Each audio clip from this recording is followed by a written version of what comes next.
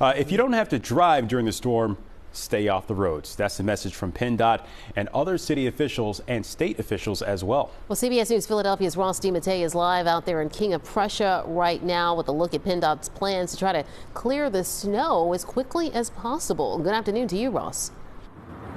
Good afternoon, Natasha and Don. You know, with so much snow headed our way, guys, it's going to be hard for crews to keep our roads completely clear. PennDOT tells us that their main priority will be major highways and interstates like the PA Turnpike behind me. That said, they are warning drivers that conditions could be dangerous, and that's why they're urging everyone to stay at home if possible. Here's what you need to know. Starting on Saturday night, heading into Sunday, right at midnight, Tier 4 vehicle restrictions will be in effect on all interstates throughout the Commonwealth. And that means that commercial vehicles, buses, RVs, and any vehicles towing trailers will not be allowed on the highways. The speed limit is also going to be reduced to 45 miles per hour for all vehicles on those major roads while these restrictions are in place. PennDOT's already been brining and pre-treating these roads in anticipation of the storm. Once the snow starts falling, the department will deploy hundreds of plows and salt trucks in our area, while also bringing in additional resources from other parts of the state. Stocked with more than 70,000 tons of salt, PennDOT says it has plenty to keep the roads covered.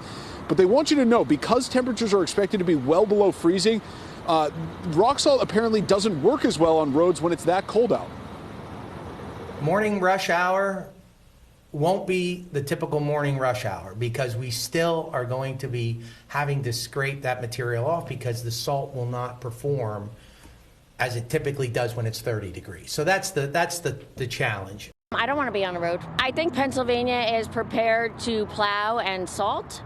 You get to some other states like West Virginia, they don't have no clue what to do. Poor West Virginia out here catching strays. At least they have confidence in PA and the Pennsylvania Department of Transportation to do their job. One thing to keep in mind, some of the secondary roads, they will probably remain snow covered a little bit longer than we're used to, just given how much snow we're expecting. So again, we always share this advice. It's really important this time, though. Give yourself plenty of distance between you and other cars, and especially the plows, so that they can work and try and clear our roads as quickly as possible. Guys, back to you. All right, Ross, thank you so much. We do appreciate